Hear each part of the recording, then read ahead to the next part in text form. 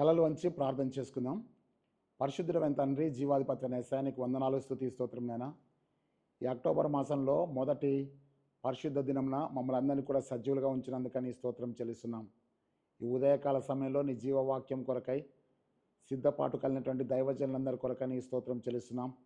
సిద్ధపడినటువంటి సహోదరులు, విశ్వాసులు, సంఘ సభ్యులందరి కొరకై నీకు వందనాలు చెల్లిస్తున్నాం.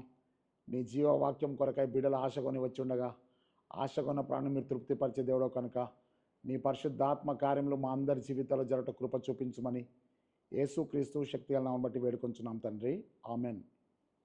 ప్రియమైనటువంటి దేవుని బిడ్డలారా, ప్రభువైన యేసుక్రీస్తు నామములో మీ అందరికీ కూడా శుభం తెలియజేస్తున్నాను. మనం పెంతెకొస్తు దినం తర్వాత 20వ ఆదివారపు ధ్యానాన్ని మనం ధ్యానిస్తున్నాం కనుక ఈ యొక్క పెంతెకొస్తు తర్వాత 20వ ఆదివారము మనకి ఇవ్వబడిన అంశం ఏంటంటే దేవుని సంఘ సేవలో అనాభిషక్తుల యొక్క పరిచర్య. దేవుని సంఘ సేవలో అనాభిషక్తుల యొక్క పరిచర్య అనే అంశాన్ని గురించి మనం ధ్యానిస్తున్నాం. దానికి గాను మన యొక్క ఆల్మనిక్లో ఇవ్వబడేటువంటి దేవుని యొక్క వాక్య భాగాలు, మొదటిది సమూయేలు మొదటి గ్రంథము 25వ అధ్యాయము 14 నుంచి 28 వచనాలు. First Samuel 25th chapter versus 14 to 28. కీర్తన గ్రంథము 23వ కీర్తన. రెండవ బైబిల్ పాఠము ఫస్ట్ తెస్సలోనిక మొదటి పత్రిక 4వ అధ్యాయము 1వ వచనం నుంచి 12వ వచనం వరకు. లూకాసు వార్త 10వ అధ్యాయము 25 నుంచి 37 వచనాలు. ఈ వాక్య భాగాన్ని మనం తీసుకొని దేవుని వాక్యంలోకి వెళ్దాం. దేవుని వాక్యంలో ఇవ్వబడ్డ అంశం అంటే దేవుని సంఘ సేవలో అనభిషక్తుల యొక్క పరిచర్య. దేవుని యొక్క బిడ్డలారా, సంఘములో 2 భాగాలుగా ఉన్నారు.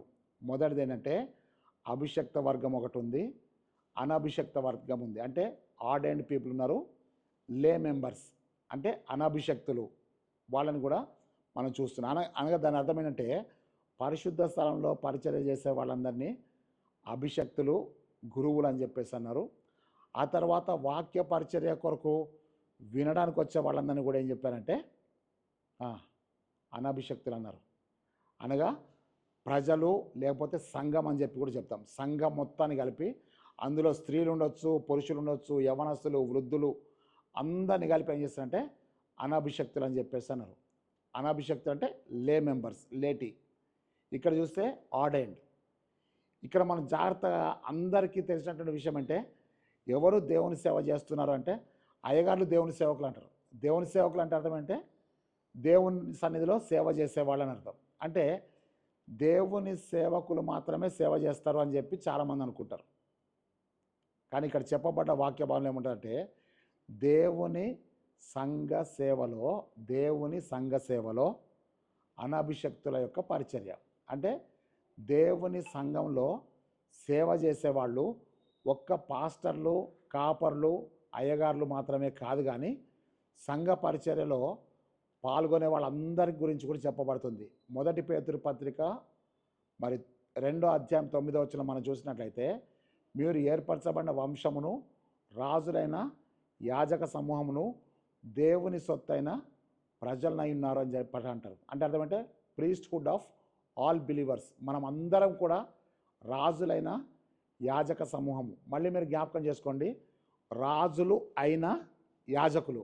ఫస్ట్ వీళ్ళు ఎవరంటే యాజకులు. యాజకత్వం చేస్తున్నారు. అంటే దేవునికి ప్రజలకు మధ్యలో పరిచర్య చేసే వాళ్ళని యాజకుడు అన్నారు. రాజులు అయినటువంటి యాజకులు అంటే వీళ్ళు ఫస్ట్ యాజకులు. ఈ యాజకులు ఏమైనారంటే రాజులు అయ్యారు. రాజులు ఏం చేస్తారంటే ప్రజలను పరిపాలించేవాడు రాజు, ప్రజలకు దేవునికి మధ్యలో మొరపెట్టేవాడు యాజకుడు. ఈ యాజకుడిని దేవుడు ఏం చేశాడంటే పరిపాలకునిగా చేశాడు. తర్వాత ఏర్పరచబడిన వంశమును, రాజులైన యాజక సమూహమును, ఆ తర్వాత దేవుని సొత్తైన ప్రజలనై ఉన్నారు. అంటే ఇక్కడ మనం చాలా జాగ్రత్త గ్రహించాల్సిన విషయం అంటే ఒక అయ్యగారు మాత్రమే దేవుని సేవ చేసేది కాదు, కానీ సంఘం మొత్తం కూడా దేవుని సేవలో భాగస్థులే. అనగా చిన్న బిడ్డలు దేవుని సంఘంలో సేవలో భాగ్యస్తులే, యవనస్తులు పరిచర్యకు భాగస్తులే, వృద్ధులు పరిచర్యల భాగస్తులు, స్త్రీల మైత్రి వారు పరిచర్యల అంటే ఏ వింగ్లో ఏ పరిచర్య చేస్తున్నప్పుడు కూడా ఆ పరిచర్యలో మొత్తం కూడా దేవుని సేవలో ఒక భాగం. ఇక్కడ అందుకే స్పష్టంగా ఏంటంటే దేవుని సంఘ సేవలో అభిషక్తులు ఉన్నారు, అనాభిషక్తులు ఉన్నారు. అనాభిషక్తుల యొక్క పరిచర్య ఈరోజు మనము అనాభిషక్తుల యొక్క పరిచర్య గురించి చూస్తున్నాం. అంటే అర్థమంటే అభిషక్తుల గురించి ఇంకొక ఆదివారం ఉన్నదేనని మీకు అర్థం. జాగ్రత్తగా చూద్దాం. ఈ అనాభిషక్తులు ఏం చేస్తున్నారంటే దేవుని సంఘంలో సేవ చేస్తున్నారు.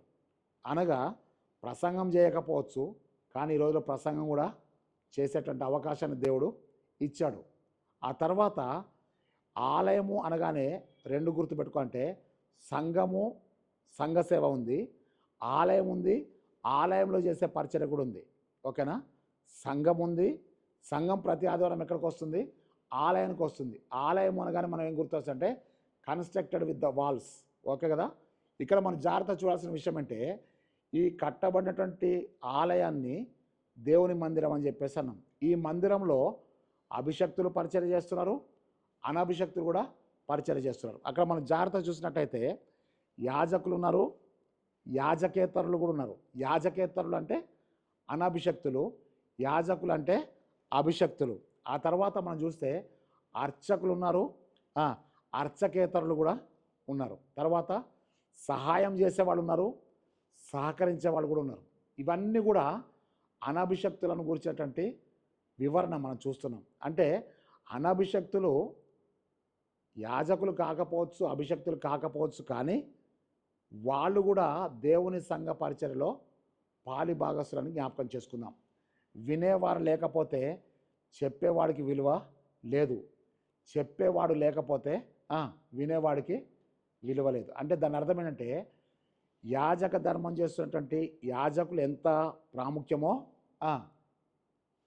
యాజకేతరులు లేకపోతే అనాభిషక్తులు కూడా సంఘంలో అంతే సమానత్వం. అయ్యగారులు సేవకులు అంతా మేమే అని అనుకోకూడదు. అనాభిషక్తులు కూడా మేము లేకపోతే అయ్యగారుల పరిచయం ఎక్కడదని చెప్పి అనలేదు. దేవుని సంఘంలో దేవుని సంఘం అందరూ పాలిభాగస్తులే, అందరినీ కూడా దేవుడు సమానంగానే చూస్తారు. ఎందుకంటే దేవుడు పక్షపాతి కాడు అని చెప్పి రాయబడ్డది. అవునా? కరెక్టే కదా? ఇక్కడ నేను మీకు ఏం చెప్తానంటే 7 విషయాలు చెప్పి నేను మీకు త్వరగా వాక్యాన్ని ముగిస్తాను.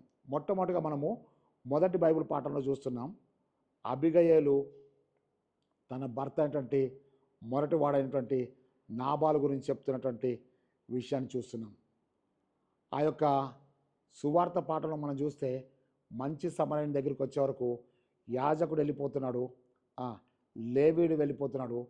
మంచి సమరయుడు అనే ఉంది తప్ప మంచి సమరయుడు అని చెప్పి రాయబడలేదు. సమరయుడు ఏం చేస్తాడంటే తన వంతు పని తను చేస్తూ తనకు కలిగిన దాంట్లో నుంచి మన యొక్క బాటసారికి సహాయం చేసినట్టుగా మనం చూస్తున్నాం. అంటే దాని అర్థం ఏంటంటే నేను మీకు ఇంతకుముందు వీడియోలో కూడా చెప్పాను. ఏమనంటే ఒక వృద్ధాప్యంలో ఉన్న దైవజనుడు చెప్పిన మాట నేను మీకు పోయిన వాక్యభావంలో జ్ఞాపకం చేశాను, ఇప్పుడు కూడా నేను మీకు జ్ఞాపకం చేస్తున్నాను. ఏంటి అనంటే ఒక వృద్ధుడైనటువంటి దైవజనుడు ఈ యొక్క సమరయుని గురించిన వివరణ చెప్పాడు. నేను మీకు చెప్పాను కదా, ఈ సమరయుడు ఎవరై అంటే యేసుక్రీస్తుకి సాదృశ్యంగా ఉన్నాడు. ఆ పడిపోయినటువంటి బాటసారి ఎవరైతే ఉన్నారో అతడు అపవాది చేత ఓడిపోయినటువంటి పడిపోయినటువంటి వ్యక్తిగా ఉన్నాడు. ఈయన ఏం చేస్తాడంటే యెరూషలేము నుంచి ఎరికోకి దిగి వస్తుండగా అని చెప్పి ఉంటుంది. అంటే హీఈస్ కమింగ్ డౌన్, తన జీవితంలో డౌన్ అయిపోతుందని చెప్పి చెప్తున్నాడు ఆ యొక్క సేవకుడు. రెండో విషయం అంటే దొంగలు అతన్ని కొట్టి బాధ పెట్టారు, పడగొట్టేశారు. ఆ దొంగలు ఎవరంటే సాతాను శక్తులు. ఆ తర్వాత మనం చూస్తున్నామంటే యాజకుడు వెళ్ళిపోయాడు, తర్వాత లేవీయుడు కూడా వెళ్ళిపోయారు. వాళ్ళు ఆలయ పరిచర్య కొరకు ప్రాముఖ్యతనిస్తున్నారు, కానీ అవసరంలో ఉన్నటువంటి తన పొరుగువానికి సహాయం చేసే పరిస్థితిలో లేరు. అంటే వాళ్ళందరూ కూడా దేవుని దగ్గరికి వెళ్తున్నాం, మేము దేవుని పరిచర్య చేస్తున్నాం అనుకుంటున్నారు, కానీ కనిపించే సహోదరుని ప్రేమించలేనుడు వాడు కనబడినటువంటి దేవుణ్ణి ఎలాగో ప్రేమించగలని చెప్పి యోహాను మొదటి పత్రిక 4వ అధ్యాయము 20-21 వచనాల్లో ఉంది. అంటే కనిపించే సహోదరుడు అక్కడ గాయాలతో ఉంటే ఆ కనిపించే వ్యక్తికి సహాయం చేయలేకుండా నేను దేవాలయానికి పోయి నేను యాజకత్వం చేస్తా అని ఒకడు, నేను లేవీయుడను, నేను ఆ శవాన్ని ముట్టుకోకూడదు, నేను నాజీర్ చేయబడ్డవాడిని కాబట్టి అని చెప్పి ఒకడు. కానీ ఇక్కడ వాక్యంలో యేసయ్య చెప్తామంటే సమరయుడు వచ్చాడు, అంటే తృణీకరించబడ్డవాడు, ఎన్నిక లేనివాడు వచ్చి ఆ బాటసారి దగ్గరికి వెళ్ళి అన్ని బయటికి తీసుకొని వచ్చి తన వస్త్రమును చింపి, బాగా అర్థం చేసుకోండి, తన వస్త్రమును చింపి తన గాయములు కట్టి కదా, నూనెయు ద్రాక్షారసమును పోసి ఆ గాయములను కట్టి అతను ఏం చేస్తాడంటే పూటకుళ్ళవాని ఇంటికి తీసుకెళ్ళాడు. ఆ సేవకుడు చెప్పినమంటే ఆ పూటకుళ్ళవాడు ఎవరయ్యా అంటే సంఘానికి తీసుకొచ్చి ఏం చేశాడు అక్కడ పెట్టాడు. పెట్టిన తర్వాత అక్కడ ఏం చెప్తాడంటే ఇదిగో ఇతనికి కావాల్సిన ఆహారాన్ని మీరు పెట్టండి, ఇతనికి కావాల్సినవి కూడా మీరు చూడండి అని చెప్పి 2 దేనారాలు ఇస్తాడు. ఎన్ని దేనారాలు ఇస్తాడు? 2 దేనారాలు. ఒకటి పాత నిబంధన, ఒకటి క్రొత్త నిబంధన సాదృశ్యం ఉంది.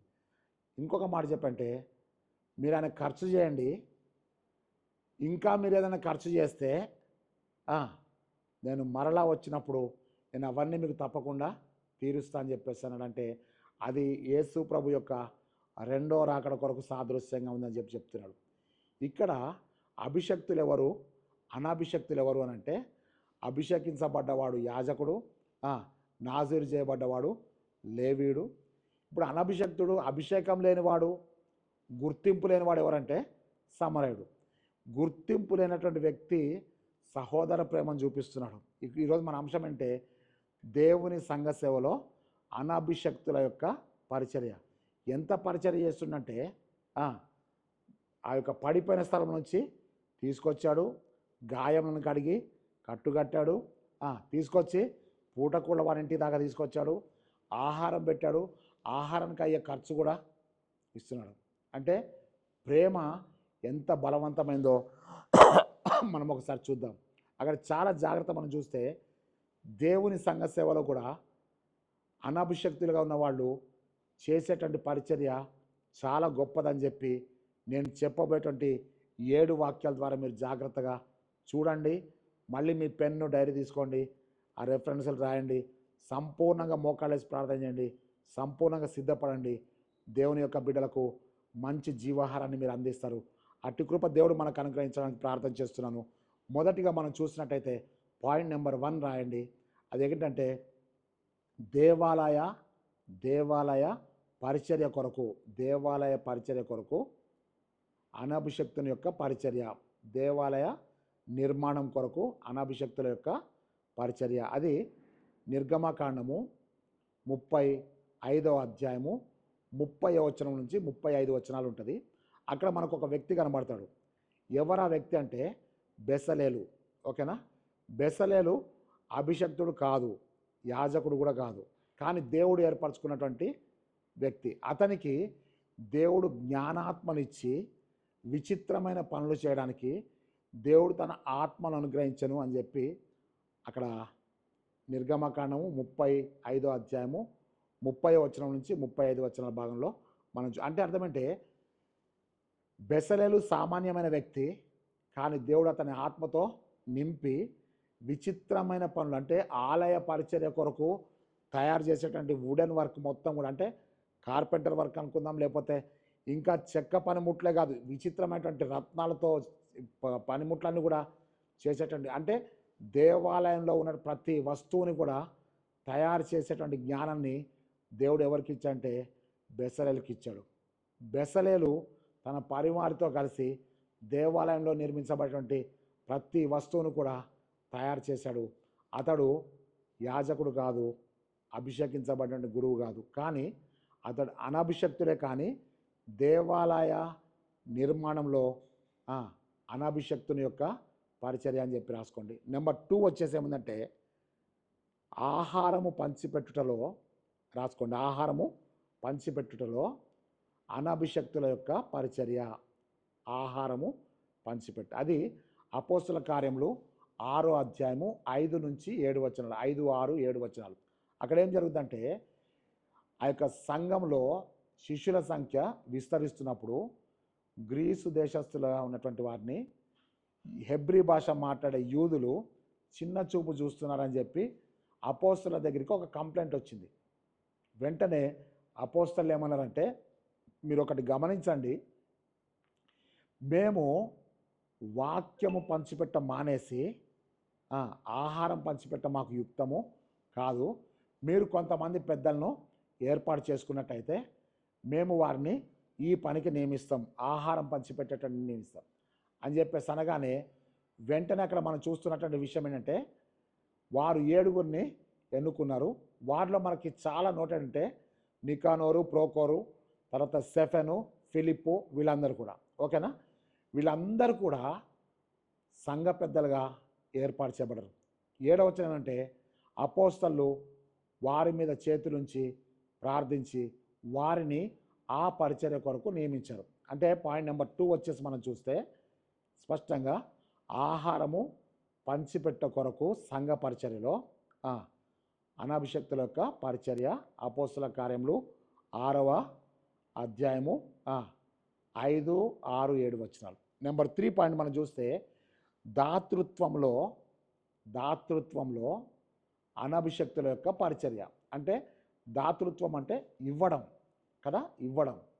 ఇక్కడ 2 కొరింథీయులకు రాసిన 2వ పత్రిక 8వ అధ్యాయము 1, 2 వచనాలు మనం చూస్తే కొరింథీ సంఘానికి పౌలు రాస్తామంటే, కొరింథీ సహోదరులారా, మాసిదోనియా అకాయ సంఘములకు కలిగినటువంటి దేవుని కృపను గురించి మీకు రాస్తున్నాను. ఏంటి దేవుని కృప అంటే, వారు దేవుని కృపలో బాగా విస్తరించారు. ఎట్లా విస్తరించారంటే, వారు నిరుపేదలై ఉండి దాతృత్వంలో వారు బహు గొప్పవారయ్యారు. వారు తమ శక్తికి మించి దేవుని కృప కొరకు ఇచ్చారు. పేదవాళ్ళు ఉన్నారు, నిరుపేదలు ఉన్నారు ఓకేనా. ఈ మాసిదోనియా అకాయ సంఘస్థులు ఎవరంటే వారు నిరుపేదలై ఉండి కూడా దాతృత్వంలో బహుగా విస్తరించారని. వాళ్ళందరూ కూడా అనాభిషక్తులు. ఈరోజు మన అంశం కూడా అనాభిషక్తుల యొక్క పరిచర్య ఎంత ఉందంటే, దాతృత్వం కలిగినటువంటి మనసు గల వాళ్ళు ఎవరయ్యా అంటే అక్కడ మనం చూస్తున్నాం మాసిదోనియా అకాయ సంఘస్థులు. ఈ మాసిదోనియా అకాయ సంఘస్థులు ఎక్కడి నుంచి నేర్చుకున్నారు అంటే తెస్సలోనికాయ సంఘం నుంచి నేర్చుకున్నారు. మన ఈరోజు 2వ బైబిల్ పాఠం ఎవరిదంటే తెస్సలోనికాయ సంఘం. మీరు తెస్సలోనిక పత్రికలో మొదటి పత్రిక 1వ అధ్యాయం 7వ వచనం మనం చూస్తే, ఈ తెస్సలోనిక సంఘం వారు గొప్ప ఉపద్రవంలో ఉండి వాక్యమును అంగీకరించి దేవునికి లోబడ్డవారు తెస్సలోనిక సంఘస్థులు. ఈ తెస్సలోనిక సంఘస్థుల నుంచి సువార్త మాసిదోనియా అకాయ సంఘాలకు వచ్చింది. ఈ మాసిదోనియా అకాయ సంఘాల్లో వాక్యము విస్తరించినప్పుడు వాళ్ళ పరిస్థితి ఉందంటే, మాసిదోనియా అకాయ వాళ్ళు నిరుపేదలు. ఈ నిరుపేదలైనటువంటి వాళ్ళకి తెస్సలోనికాయ వాళ్ళు ఉపద్రవం కాదు, గొప్ప ఉపద్రవంలో ఉండి వాళ్ళు వాక్యమును అంగీకరించి పరిశుద్ధాత్మత నింపబడ్డటువంటి తెస్సలోనికాయ సంఘము, మళ్ళీ చెప్తారు అభిషక్తుల గురించి చెప్పట్లేదు, తెస్సలోనికాయ సంఘము అనాభిషక్తులైన వాళ్ళు సువార్తను తీసుకొచ్చి మాసిదోనియా అకాయ వాళ్ళకి చెప్పారు. ఈ మాసిదోనియా అకాయ వాళ్ళు ఇప్పుడు కొరింథీ సంఘానికి మాదిరికరంగా ఉన్నారు. గొప్ప ఉపద్రవంలో వాక్యాన్ని అంగీకరించి పరిశుద్ధాత్మత నింపబడ్డ వాళ్ళు తెస్సలోనికాయ వాళ్ళైతే, తెస్సలోనికాయ నుంచి సువార్త మాసిదోనియా అకాయకు వస్తే, ఈ మాసిదోనియా అకాయ వాళ్ళు ఇప్పుడు ఏమనంటే కొరింథీ సంఘానికి సాదృశ్యంగా ఉన్నారు. ఈ 2024వ సంవత్సరంలో మనం ఎవరమైనప్పటికీ కూడా మనము మన సంఘము అనేకులకు మాదిరి సంఘంగా ఉండాలని చెప్పి నేను మీకు మనవి చేస్తున్నాను. ఇక్కడ మనం చూసినట్టయితే దాతృత్వంలో అనాభిషక్తుల యొక్క పరిచర్య అనేది 3వ పాయింట్ మనం చూస్తున్నాం కదా. ఆ 2 తెస్సలోనికాయ 2వ పత్రిక 8వ అధ్యాయము 1వ వచనం నుంచి 9వ వచనం వరకు మనం చూస్తున్నాం. ఆ తర్వాత నెంబర్ 3 అయిపోయింది కదా. నెంబర్ 4 మనం చూస్తే విధవరాండ్రకు అనాభిషక్తుల యొక్క పరిచర్య. విధవరాండ్రకు అనాభిషక్తుల యొక్క పరిచర్య. సంఘ సేవలో విధవరాండ్రు కూడా, బీదలైన వారు కూడా ఒక భాగం. అయితే ఈ సంఘ పరిచర్యలో, దేవుని సేవలో అనాభిషక్తుల యొక్క పరిచర్య అంటే అర్థం ఏంటంటే, విధవరాండ్రకు కూడా అనాభిషక్తులు పరిచర్య చేశారు. అది మనము అపోస్తుల కార్యములు 9వ అధ్యాయము 36వ వచనం నుంచి మరి 42వ వచనం వరకు మనం చూస్తున్నాం. అక్కడ దోర్కా తబిత అనేటువంటి ఆమె ఉంది. ఆమె శిష్యురాలు. ఆమె సత్కార్యములు చేస్తూ ధర్మకార్యములు చేస్తూ తన కలిగిన దాంతో విధవరాండ్రకు సహాయం చేసింది. ఆమె కాయిలా పడి చనిపోయింది. అయితే వీళ్ళందరూ ఏం చేశారంటే ఆమె శవాన్ని కడిగి ఆ శవాన్ని తీసుకొచ్చి మేడగదిలో పెట్టారు. మేడగదిలో పెట్టి యొప్పేలో ఉన్నటువంటి పేతురు కబురు చేసినప్పుడు పేతురు ఆ స్థలానికి వచ్చాడు. వచ్చిన తర్వాత మనం చూస్తే అక్కడ ఈ విధవరాండ్రందరూ కూడా మేడగదిలోనికి మరి పేతురుని తీసుకొని వెళ్ళినప్పుడు పేతురు అక్కడ ఉండగా విధవరాండ్రు పేదవాళ్ళందరూ వచ్చి దోర్కా తమతో ఉన్నప్పుడు తాను కుట్టినటువంటి వస్త్రములు ఆమె చేసిన సత్కారం చెప్పి విధవరాండ్రందరూ కూడా చెప్తారు. అంటే దోర్కా యేసు ప్రభు శిష్యురాలు, ఆమె అనాభిషక్తురాలు అయినప్పటికీ కూడా విధవరాండ్రకు సత్కార్యములు ధర్మకార్యం చేస్తూ పరిచర్య చేసింది. మన యొక్క 4th పాయింట్ ఏంటంటే విధవరాండ్రకు అనాభిషక్తుల యొక్క పరిచర్య. ఓకే కదా. నెంబర్ 5 మనం చూసినట్టయితే విషదపరచుటలో అనాభిషక్తుల యొక్క పరిచర్య. ఏంటి విషదపరచడం అంటే దేవుని వాక్యాన్ని వివరంగా బోధించడం. అక్కడ అపోస్తుల కార్యములు 18వ అధ్యాయం మనం చూసినట్టయితే అపోస్తుల కార్యములు 18వ అధ్యాయము 26వ వచనం మనం చూసినట్టయితే అక్కడ మరి కొరింథు నుంచి వచ్చినటువంటి భార్యాభర్తలు ఇద్దరు అకుల ప్రిస్కిల అనే వాళ్ళు ఉన్నారు. అకుల ప్రిస్కిల అనేవారు వృత్తికి డేరాలు కుట్టుకునేవారు. పౌలు కూడా వాళ్ళతో కలిసి డేరాలు కుట్టే పని చేశాడు. తెస్సలోనికాయ కాదు. అపోస్తుల కార్యములు 18వ అధ్యాయము మొదటి 4 వచనాలు ఉన్నాయి. తర్వాత 26వ వచనం చూడండి. ఇక్కడ పౌలు వారు కూడా అదే వృత్తి గలవారు కనుక వారందరూ కలిసి పనిచేస్తున్నారు. ఆ తర్వాత 26వ వచనానికి వచ్చేవరకు మనం చూస్తే అపోల్లో అనేటువంటి ఒక వ్యక్తి విద్వాంసుడు అంటే మీకు తెలుసు కదా, వెల్ ఎడ్యుకేటెడ్ ఫెలో. ఆయన యోహాను బాప్తిసం తెలుసుకున్నాడు, లేఖనాలు తెలుసుకున్నాడు, క్రీస్తుని గురించి బోధించడం మొదలుపెట్టాడు. ఆయన బోధిస్తూ చాలా ధైర్యంగా బోధిస్తున్నాడు. ఆయనే విద్వాంసుడు అయితే ఆ విద్వాంసుడిని వీళ్ళు చేర్చుకొని, ఎవరు అకుల ప్రిస్కిల వాళ్ళు చేర్చుకొని తన ఇంట్లో పెట్టుకొని అతనికి వాక్యమును విషదపరిచి యేసుని గురించి ఇంకా లోతైన మర్మాలు చెప్పారు. ఇప్పుడు ఎవరికి చెప్తానంటే విద్వాంసునికి అకుల ప్రిస్కిల వాళ్ళు చెప్తున్నారు. వీళ్ళు ఎవరయ్యా అంటే పౌలుతో సహవాసం చేసిన వాళ్ళు, పౌలుతో కలిసి పనిచేసిన వాళ్ళు. ఇక్కడ ఒక చిన్న మర్మాన్ని మీరు గుర్తుపెట్టుకోండి. పౌలు ఎవరయ్యా అంటే పరిశుద్ధాత్మతో నింపబడ్డవాడు. అవునా? ఈ పరిశుద్ధాత్మతో నింపబడ్డటువంటి వ్యక్తితో అకుల ప్రిస్కిల్లాలు కలిసి పనిచేశారు, అంటే సహవాసం చేశారు. ఈ సహవాసంలో ఏం జరిగిందంటే ఈ పౌలుతో అంటే పరిశుద్ధాత్మతో నింపబడ్డవాంతో సహవాసం చేసి ఏమైందంటే ఈ పరిశుద్ధాత్మలో వాళ్ళు కూడా ప్రార్థన చేయడం నేర్చుకున్నారు. ఈ పౌలు దగ్గర ఎంతైతే వాక్యం నేర్చుకున్నారో ఆ వాక్యం మొత్తాన్ని కూడా ఇప్పుడు అపోల్లో అనేటువంటి విద్వాంసునికి వాళ్ళు విషదపరిచి సంఘానికి పంపిస్తున్నారు. పంపిస్తూ వాళ్ళకి లేఖ కూడా రాశారు. రాసి ఏం చేశారంటే ఇదిగో ఈ అపోల్లో అనేటువంటి వ్యక్తిని మీరు చేర్చుకోండి, ఈయన ఒక మంచి విద్వాంసుడు అని చెప్పి. అంటే అర్థం ఏంటి? రికమెండేషన్ లెటర్ కూడా. వీళ్ళు అనాభిషక్తులు అయినప్పటికీ వాక్యాన్ని విశదపరచడంలో వాళ్ళు చక్కటి ఆదర్శ దంపతులు అని చెప్పి నేను మీకు జ్ఞాపకం చేస్తున్నాను. ఆదర్శ దంపతులు మాత్రమే కాదు, ఆత్మతో నింపబడిన దంపతులు, సేవకులను బలపరిచే దంపతులు, సేవకులతో సహవాసం చేసేవాళ్ళు, సేవకులతో కలిసి పనిచేసేవాళ్ళు.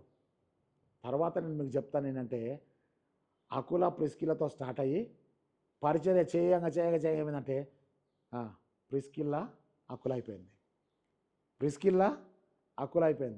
అకుల ప్రిస్కిల్లా పోయి ప్రిస్కిల్లా అకుల అయిపోయింది. ఆ రోమపత్రిక 16వ అధ్యాయంలో మనం చూస్తే 4వ వచనంలో అకుల ప్రిస్కిల్ల వారి ఇంటిలో ఉన్న సంఘం వారిని మీకు వందనాలు చెప్తున్నారు అంటాడు పౌలు రోమ పత్రికలో. అంటే అకుల ప్రిస్కిల్ల ఇంట్లో ఏముందంటే సంఘమే వాళ్ళ ఇంట్లో ఉంది, కానీ వాళ్ళ అనభిషక్తులు అయినప్పుడు కూడా వాక్యాన్ని విశదపరచడంలోనేమి, సంఘాన్ని కాపాడంలో, సంఘ పరిచర్యలో, దేవుని సేవలో వాళ్ళు పరిచర్య చేసిన వారని చెప్పి జ్ఞాపకం చేస్తున్నాను. 6వ పాయింట్ మనం రాసుకుందాం. నేను మళ్ళీ మీకు మొదటి నుంచి ఒకసారి చెప్తాను. ఆలయ పరిచర్యలో, ఆలయ నిర్మాణంలో అనభిషక్తుల యొక్క పరిచర్య. నిర్గమకాండము 35వ అధ్యాయము 30 వచనం నుంచి 35 వచనాలు. 2వ పాయింట్ మనం చూస్తున్నామంటే ఆహారము పంచిపెట్టుటలో అనభిషక్తుల యొక్క పరిచర్య. అపోస్తుల కార్యములు 6వ అధ్యాయము, అపోస్తుల కార్యములు 6వ అధ్యాయము 5, 6, 7 వచనాలు మనం చూస్తున్నాం. నెంబర్ 3 మనం చూస్తే దాతృత్వంలో అనభిషక్తుల యొక్క పరిచర్య. అక్కడ మనం చూస్తున్నాం 2 కొరింథీయులకు రాసిన 2వ పత్రిక 8వ అధ్యాయము మరి 1 నుంచి 9 వచనాలు మనం చూస్తున్నాం. నెంబర్ 4th పాయింట్లో ఏం చేస్తున్నామంటే విధవరాండ్ర మధ్యలో అనభిషక్తుల యొక్క పరిచర్య. అది మనం చూసినట్టయితే అపోస్తుల కార్యములు 9వ అధ్యాయము 36వ వచనం నుంచి 42వ వచనాలకు మనం అక్కడ దోర్కా యొక్క పరిచర్య విధవరాండ్ర మధ్యలో ఏ విధంగా చేస్తుందో మనం చూస్తున్నాం. నెంబర్ 5 వచ్చేసి విశదపరచుటలో అనాభిషక్తుల యొక్క పరిచర్య. ఏం విశదపరుస్తున్నారంటే వాక్యాన్ని విశదపరచుటలో అనాభిషక్తులు. ఎవరో అనాభిషక్తులు అంటే అకుల ప్రిస్కిల్ల. ఎవరికి విశదపరచారంటే అపోల్లో అనేటువంటి విద్వాంసునికి విశదపరిచి బలపరిచి ఆయన్ని పరిశుద్ధ పరిచర్య కొరకు పంపించారు కదా. వాక్యాన్ని విశదపరచుటలో అనాభిషక్తుల యొక్క పరిచర్య నెంబర్ 5. ఇప్పుడు నెంబర్ 6లోకి వచ్చేసినట్టయితే సువార్త ప్రకటించుటలో అనాభిషక్తుల యొక్క పరిచర్య. అపోస్తుల కార్యములు 8వ అధ్యాయము 1 నుంచి 4 వచనాలు, 1 వచనం 4 వచనం మనం తీసుకోవచ్చు. ఇందాక మనము అకుల ప్రిస్కిల గురించి మనం చూస్తే అపోస్తుల కార్యములు 18వ అధ్యాయము 1 వచనం నుంచి 4 వచనం వరకు, తర్వాత 26వ వచనాన్ని కూడా మనం చూద్దాం. ఆ ప్యాసేజ్ మొత్తం మీరు చదివితే మీకు ఇంకెక్కువగా డీటెయిల్గా అకుల ప్రిస్కిల గురించి అర్థమవుతుంది. 6వ పాయింట్ మనం స్పష్టంగా చూద్దాం. సువార్త ప్రకటించుటలో అనాభిషక్తుల యొక్క పరిచర్య. ఏంటి సువార్త ప్రకటించడం అంటే మనం ఈ యొక్క అపోస్తుల కార్యములు 8వ అధ్యాయం 1 వచనం మనం చూస్తున్నాం. అక్కడ ఎంత చక్కగా ఉంటుందంటే యెరూషలేములోని సంఘమునకు గొప్ప హింస కలగగా అపోస్తలులు తప్ప మిగిలిన వారందరూ చెదరిపోయిరి అని ఉంటుంది. ఇక్కడ మీరు చాలా జాగ్రత్తగా చూడండి. యెరూషలేము సంఘమునకు హింస కలగలేదు, కానీ గొప్ప హింస కలిగింది. దేనికి కలిగింది? సంఘానికి కలిగింది. సంఘం అనగా మనం ఏం గుర్తుపెట్టుకుంటే సంఘము క్రీస్తు యొక్క శరీరము, సంఘమునకు శిరస్సు క్రీస్తు అని చెప్పి రాయబడ్డది కదా. ఈ యొక్క యెరూషలేము సంఘమునకు గొప్ప హింస కలిగినప్పుడు వారందరూ కూడా ఏమైపోయారంటే చెదరిపోయారు. అపోస్తలులు మాత్రం యెరూషలేములోనే ఉన్నారు. హింసించబడ్డ వాళ్ళందరూ కూడా ఎక్కడికక్కడ చెదరిపోయారు. ఎందుకంటే ఆ హింస గొప్ప హింస. ఈ గొప్ప హింసను గురించి మనం జాగ్రత్తగా చూస్తే ఆదిమ సంఘంలో మొత్తం ఎర్లీ చర్చిలో మొత్తం కూడా మనం చూస్తే ఒక ప్రక్క యెరూషలేము సంఘానికి గొప్ప హింస కలిగింది, తెస్సలోనిక సంఘానికి గొప్ప ఉపద్రవం జరిగింది. అవునా? మాసిదోనియా అకయ సంఘానికి చూస్తే వాళ్ళు నిరుపేదలు, పేదలు వేరు నిరుపేదలు వేరు, హింస కలగడం వేరు గొప్ప హింస కలగడం వేరు కదా, ఉపద్రవం వేరు గొప్ప ఉపద్రవం వేరు. ఇవన్నీ కూడా మనం చూస్తే హింసలలో నుంచే స్థాపించబడ్డాయి ఆదిమ సంఘాలు. ఇప్పుడు మనం ఎంతగానో సుఖపడుతున్నాం. ఈ 2024 సంఘాలు మనం చూస్తే మనం సుఖం ఎక్కువైంది కాబట్టే మన పరిచర్యలో ప్రార్థన తగ్గిపోయి కొట్లాట్లు ఎక్కువవుతున్నాయి. ఎందుకు అనంటే హింస లేదు, దేవుని గురించిన భారం లేదు. ఆ రోజుల్లో యెరూషలేము సంఘానికి గొప్ప హింస కలిగిందని అపోస్తుల కార్యములు 8వ అధ్యాయము 1 వచనం చెప్పబడితే 8వ అధ్యాయం 4వ వచనం చెప్తుంటే చెదరిపోయిన వారు సువార్త ప్రకటిస్తున్నారు. వాళ్ళు ఏమయ్యారు? ఇప్పటి సువార్థికులు అయ్యారు.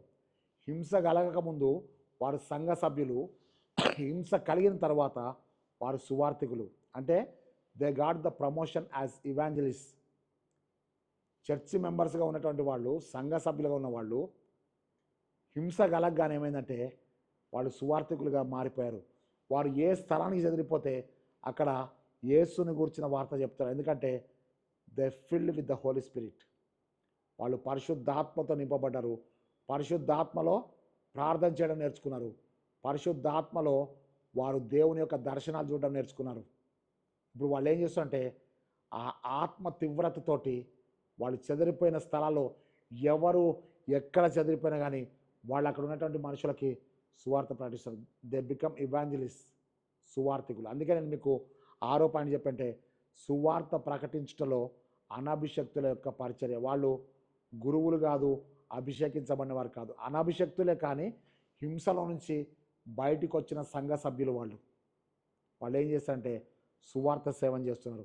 ఆ సువార్తను ప్రకటించడంలో వాళ్ళు జీవితకాలాన్ని ముందుకెళ్ళిపోయారు. అంటే వారిని బట్టి దేవుని సేవ విస్తారంగా జరిగింది. నేను మళ్ళీ మీకు విషయం చెప్తాను. ఒక యాజకుడు ఒక సంఘంలో 100 మందికి వాక్యం చెప్పొచ్చేమో, కానీ 100 మంది సంఘస్థులు చెదిరిపోయి 100 మంది సువార్థికులు అయిపోయినప్పుడు ఒక్కొక్కళ్ళు 10 మందికి చెప్పిన 100 మంది సువార్త సేవ చేస్తే 1000 మందికి సువార్త సేవ జరిగింది. అంటే అనాభిషక్తులు 1000 మందికి ప్రకటిస్తున్నారు సువార్త. యాజకుడు 100 మందికి సేవ చేస్తున్నాడు. సేవకుడు, యాజకుడు, అభిషక్తుడు 100 మందికి పరిచర్య చేస్తే అనాభిషక్తుల పరిచర్య పవర్ ఎంత అంటే ఒక్కడు 10 మందికి చెప్తే 100 మంది పోయి 1000 మందికి. ఇప్పుడు అనాభిషక్తుల్ని గొప్పవాళ్ళు అందామా, అభిషక్తులను గొప్పవాళ్ళు అందామా? అభిషక్తులు 100 మందికి, అనాభిషక్తులు 1000 మందికి. ఒకవేళ అభిషక్తుల్ని మీరు గొప్పోళ్ళు కాదు, వాళ్ళు 1000 మందికి ప్రకటించి వాళ్ళు గొప్పోళ్ళు అంటే, అభిషక్తులు ఏమంటే మేమే ఈ 100 మందిని ప్రిపేర్ చేసి ఉండకపోతే ఆ 1000 మందికి ఎక్కడి నుంచి వచ్చేది? అనాభిషక్తులు అంటున్నారు మీరు మమ్మల్ని బలపరిచారు, మీ చేత బలపడ్డ మేము 1000 మందికి మేము పరిచయం చేస్తున్నాం. అభిషక్తుడు 100 మందికి పరిచయం చేస్తే అనాభిషక్తులు 1000 మందికి పరిచయం చేస్తున్నారు. ఈ 1000 మందిలో వచ్చే ఆశీర్వాదాలు మళ్ళీ అభిషక్తుడికి ఆశీర్వాదాలు వస్తారని సరే మీరు మర్చిపోవద్దు. ఇక్కడ జాగ్రత్తగా గుర్తుపెట్టుకోండి. నెంబర్ 6 పాయింట్ ఏంటంటే సువార్త ప్రకటించటంలో అనాభిషక్తుల యొక్క పరిచర్య అని చెప్పి జ్ఞాపకం చేసుకుందాం. చివరిగా 7వ పాయింట్లో మనం చూసినట్టయితే అత్యాసక్తితో ప్రార్థించుటలో అనాభిషక్తుల యొక్క పరిచర్య. ఓకేనా?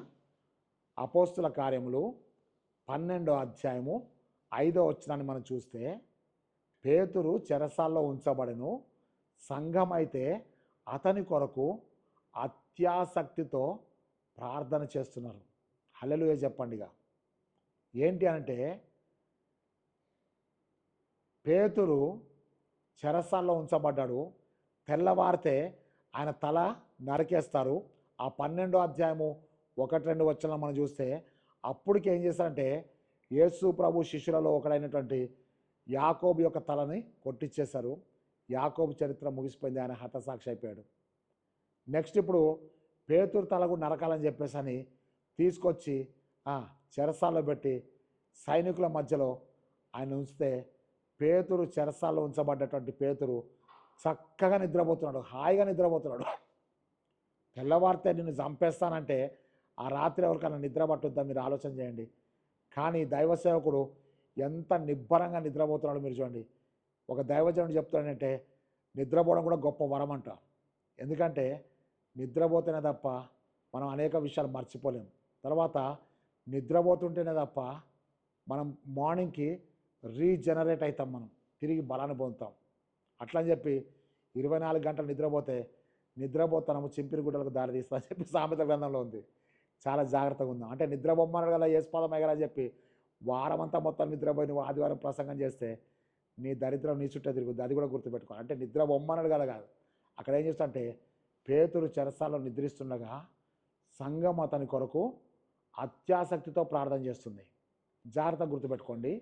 యాకోబు పత్రిక 5వ అధ్యాయం 17వ వచనంలో ఏం చూస్తుంటే ఏలియా మన వంటి మనుషుడే, మన వంటి మనుషుడే.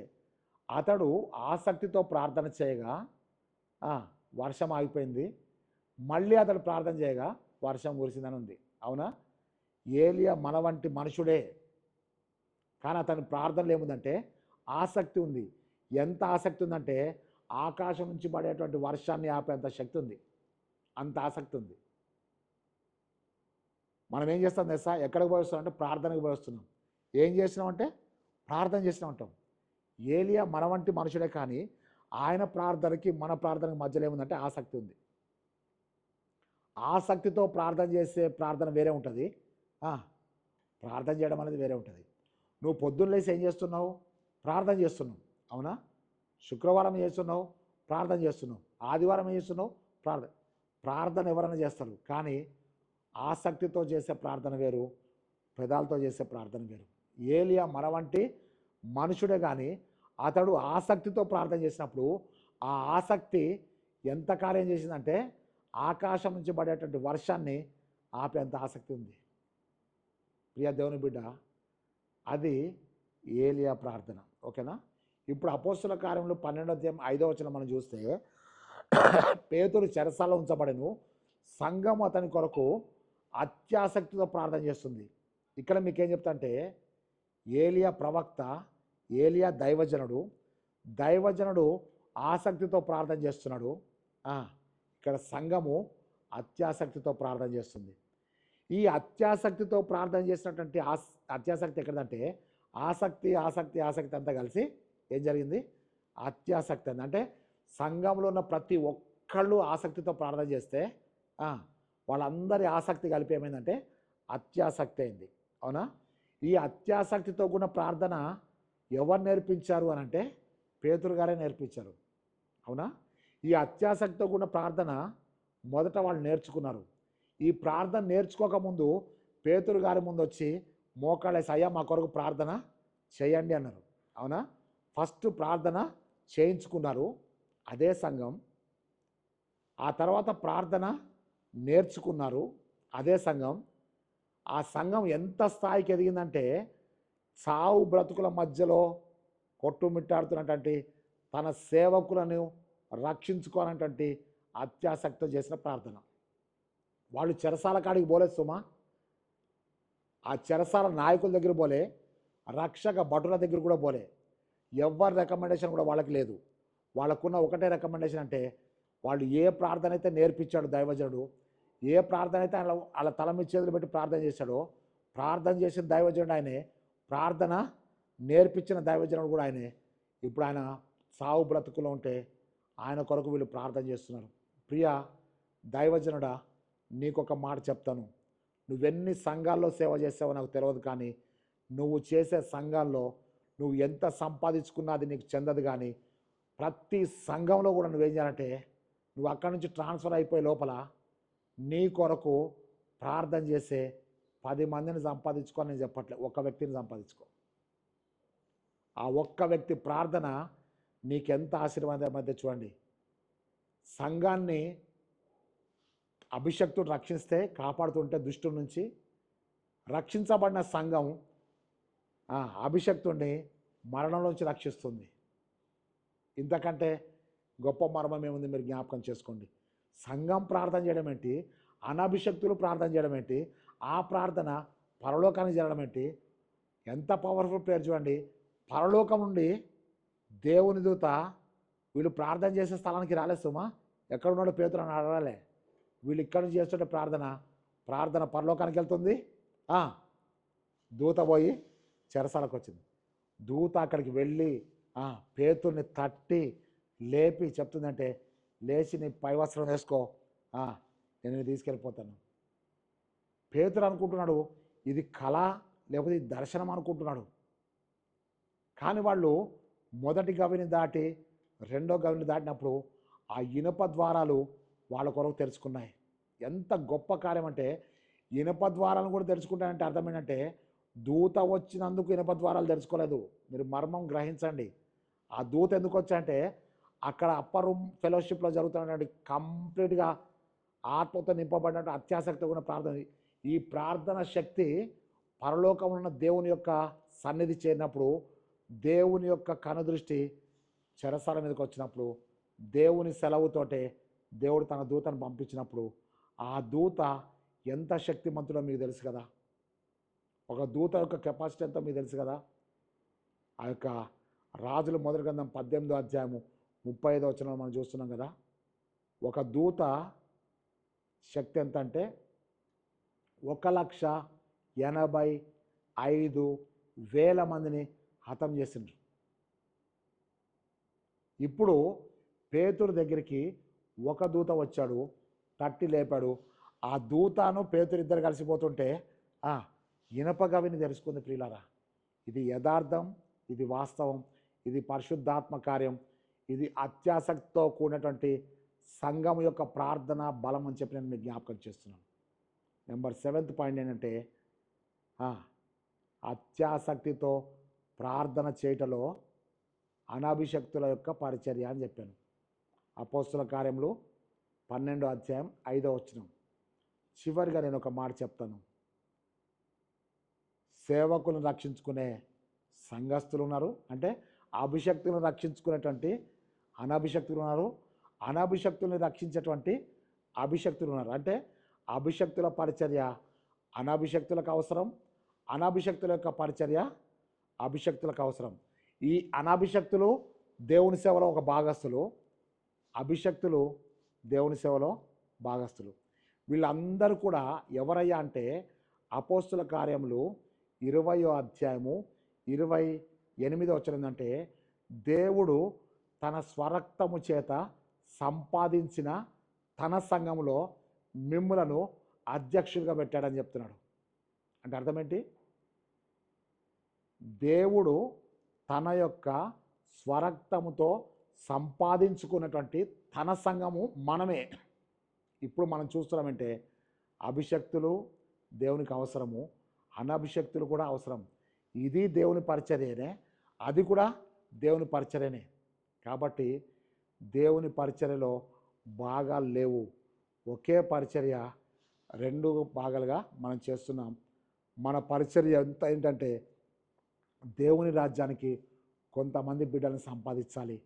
చెదరిపోయిన వారు సువార్త ప్రకటిస్తారంటే అర్థమంటే వారి ద్వారా సువార్త విని అనేకులు ప్రభువులోనికి రావాలి. అనేకులు ఆసక్తితో ప్రార్థన చేస్తున్నారు, అత్యాసక్తితో ప్రార్థన చేస్తుంటే వీరందరూ కూడా ప్రార్థనలో బలపడ్డారు. ఇక్కడ చివరి మాట ఏంటంటే అభిషక్తులు దేవుని సేవలో భాగస్థులు, అనాభిషక్తులు కూడా దేవుని పరిచర్యలో భాగస్థులు. మరణం వరకు నమ్మకంగా ఉండు, నేను నీకు జీవఘటం ఇస్తాను. అవునా? ఆ ప్రకటన గ్రంథము 2వ అధ్యాయం 10వ వచనంలో ఆ యొక్క స్మరణ సంఘానికి రాస్తున్నాడు. అదే ప్రకటన గ్రంథము 22వ అధ్యాయము 10 నుంచి 12వ వచనం మనం చూసినట్టయితే, ఇదిగో వాని క్రియల చొప్పున ప్రతి వానికి జీతం ఇచ్చుటకు కదా నా చేతిలో వాని జీతం ఉందంటాడు. వాని క్రియల చొప్పున వానికి నేను జీతం ఇస్తా అంటున్నాడు. క్రియల చొప్పున ఇచ్చేది జీతం, నమ్మకంగా ఉంటే వచ్చేది జీవకిరీటం. నమ్మకంగా ఉండి క్రియలు చేస్తే జీవకిరీటం వస్తుంది, జీతం వస్తుందని చెప్పి నేను మీకు జ్ఞాపకం చేస్తున్నాను. నువ్వు అభిషక్తుడవా? దేవుని స్తోత్రం. నువ్వు అనాభిషక్తుడవా? దేవుని స్తోత్రం. నువ్వు సంఘ పరిచర్యలో దేవునికి కావాలి, నువ్వు దేవుని సేవకు కావాలి. నువ్వు మరణం వరకు నమ్మకంగా ఉండాలి, నువ్వు మరణం వరకు మనందరం మరణం వరకు నమ్మకంగా ఉంటే మనందరికీ దేవుడు జీవకిరీటం వేయడానికి సమర్థుడు అని జ్ఞాపకం చేసుకొని తలలు వంచి ప్రార్థన చేసుకుందాం. పరిశుద్ధుడైన తండ్రి, జీవాధిపతివైన యేసయ్యా, నీకు వందనాలు, స్తోత్రం. నైనా నీవెంతైనా నమ్మదైన దేవుడో ప్రభువా, నీవెన్నడూ మాట తప్పని దేవుడో కనుక నీ స్తోత్రం చెల్లిస్తున్నాం. యథార్థంగా ప్రవర్తించు వారికి ఏ మేలు చేయక మానని చెప్పి సెలవిచ్చావు కనుక నీ స్తోత్రం చెల్లిస్తున్నాం. పరిశుద్ధాత్మ దేవ, నీ యొక్క ఆత్మచేత మమ్మల్ని నింపి నడిపించమని ప్రార్థిస్తున్నాం. విశ్వాసుల జాబితాను మేము హెబ్రీ పత్రిక 11వ అధ్యాయం నుంచి మేము చూసినప్పుడు ప్రభువా, అనేకులు విశ్వాసులుగా ఉండి గొర్రె చర్మం కప్పుకొని తండ్రి కొండల్లో గుహల్లో ఉన్నారు ప్రభువా. అనేకులు ప్రభువా నానా యాతనలు పడి నీ కొరకు ప్రభువా హతసాక్షులుగా మారారు. వారందరూ అనాభిషక్తులు అయినప్పటికీ కూడా వారు సువార్త కరపత్రంగా వాడబడ్డట్టుగా మేము చూస్తున్నాం. విశ్వాస వీరులుగా నీ పరిశుద్ధ పరిచర్య కొరకు ప్రాణం పెట్టిన వారిగా మేము చూస్తున్నాం తండ్రి. మరి ఈ 2024వ సంవత్సరంలో మేము వారందరినీ చూసి ప్రభువా మా జీవితంలో మేము నీ కొరకు ప్రభా ప్రార్థించుటకు మాత్రమే కాదు, అత్యాసక్తితో ప్రార్థన చేసే సంఘాల్ని సిద్ధపరిచే జ్ఞాన వివేకం గల పరిశుద్ధాత్మను అభిషక్తులకు ప్రభా సువార్త పరిచయం చేయుటకు అందరము పాలుభాగస్తులమని, రాజులైన యాజక సమూహమని, దేవుని సొత్తైన ప్రజలమని మేము జ్ఞాపకం చేసుకొని మరణం వరకు నమ్మకంగా ఉంటకు, నీవిచ్చే జీవకీటాన్ని పొందుటకు, నీవిచ్చే జీతాన్ని పొందుటకు మా క్రియలను మా జీవితాలను నీ మహిమ కొరకు వాడుకొనమని యేసుక్రీస్తు శక్తిగల నామం బట్టి వేడుకొంచున్నాం తండ్రి, ఆమెన్. మన ప్రభువైన యేసుక్రీస్తు కృపయు, తండ్రి అయిన దేవుని ప్రేమయు, పరిశుద్ధాత్మ యొక్క సహవాసము, సకల దీవెనలు ఇప్పుడు సదాకాలం మనందరికీ తోడే నడిపించును గాక. Amen, amen, amen. దేవుడు మనందరినీ దీవించును గాక. ప్రియమైన దేవుని బిడ్డారా, 9553831316 అనే నెంబర్కి మీరు కాల్ చేయొచ్చు. ఎప్పటికైనా ఏ రాత్రి అయినా మీ ప్రార్థన అవసరతలు నాతో చెప్పండి, నేను మీ కొరకు ప్రార్థన చేస్తాను. దేవుని సేవకుని నా కొరకు, పరిశుద్ధ పరిచర్య కొరకు ప్రార్థన చేయండి. దేవుడు మనందరినీ ఆశీర్వదించి తన నిత్య జీవనంలో తీసుకొని వెళ్ళును గాక. Amen, amen, amen. దేవుని నామమునకు మహిమ కలుగును గాక.